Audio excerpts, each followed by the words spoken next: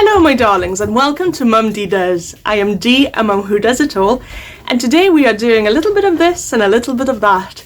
And the reason for that is that I've been working on something special. I have a special vlog in mind and it's taken a long time for me to finish it, but it's going to be worth the wait. And in the meantime, this video is coming out on the 11th of November, which is the Armistice or Remembrance Day. And I think it's a very important day to commemorate and remember, to celebrate our brave British Armed Forces heroes who selflessly put their lives on the line, as well as their families' well-being, to protect our lives, our values, our way of life, and everything that's important to us. We have a lot to thank for the previous generation who have kept us safe. I dread to think how our lives would be if the events of the mid-20th century had turned out differently.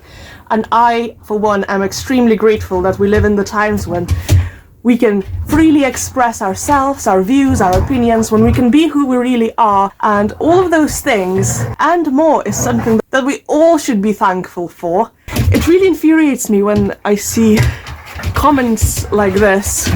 I really should go on Twitter less.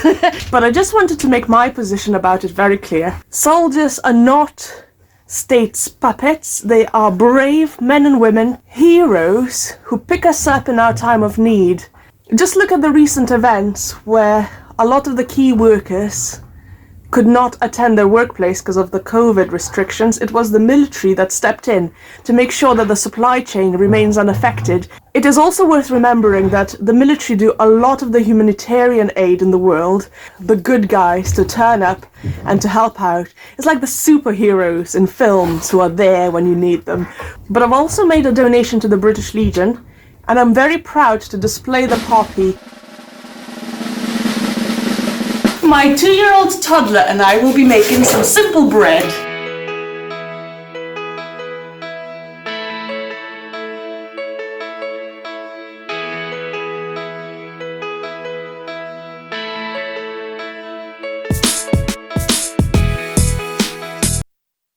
Making bread is a proper science experiment, so it changes its physical state, and it's very exciting, and obviously it's really fun. So as well as teaching Ronnie some life skills, this is also a bit of a homeschooling project for a 2-year-old.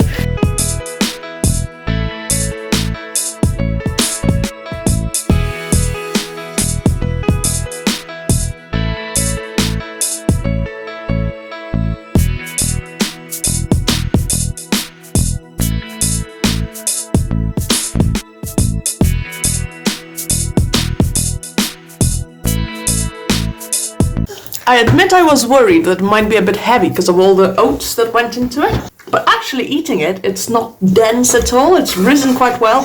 And it was really good fun to make this with Ronnie. It's very easy, very simple. Getting your hands nice and floury and dirty and doughy. And it's really delicious. I'm very proud of Ronnie, who's baked this bread for us. Thank you very much, Ron.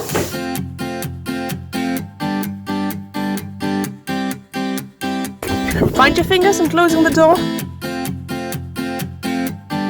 Can you get one click?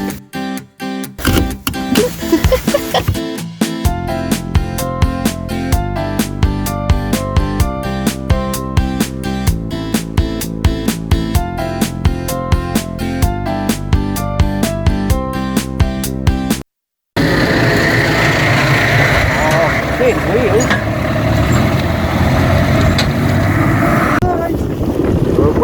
Wait.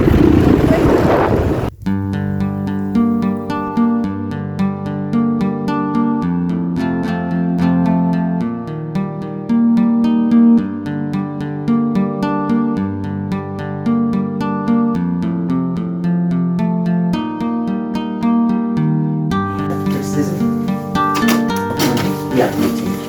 clap, clap, clap, clap, clap. Slide.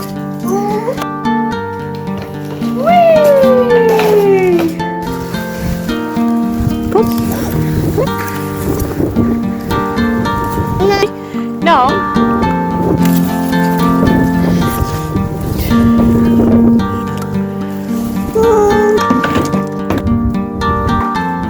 This one is too.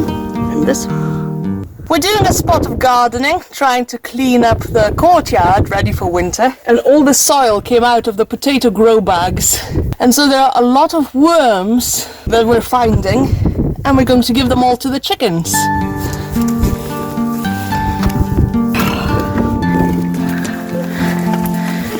Chickens!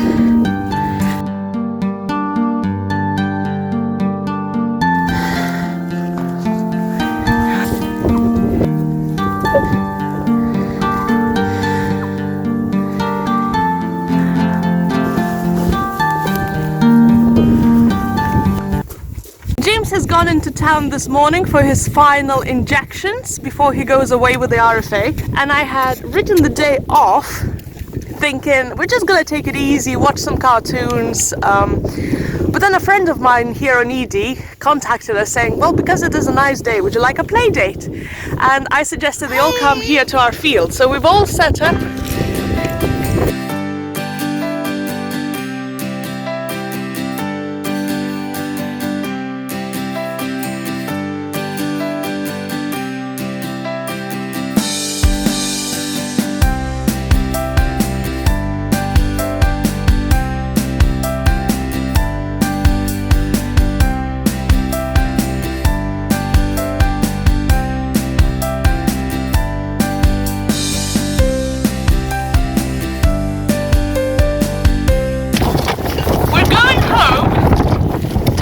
A toffee apple treaty that the Sandy shop has sent Ron. How amazing! I don't think Ronnie has had a toffee apple before.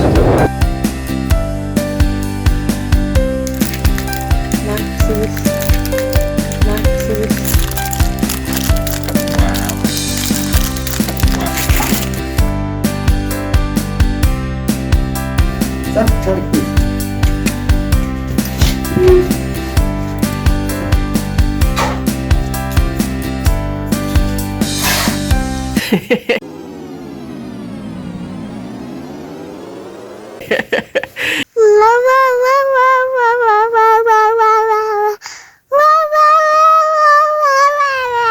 Really? So that's what you've just seen? Curdles. Thanks very much for watching. Subscribe down below to find out what Mum D does next week. Ta-ta for now! Ba ba ba.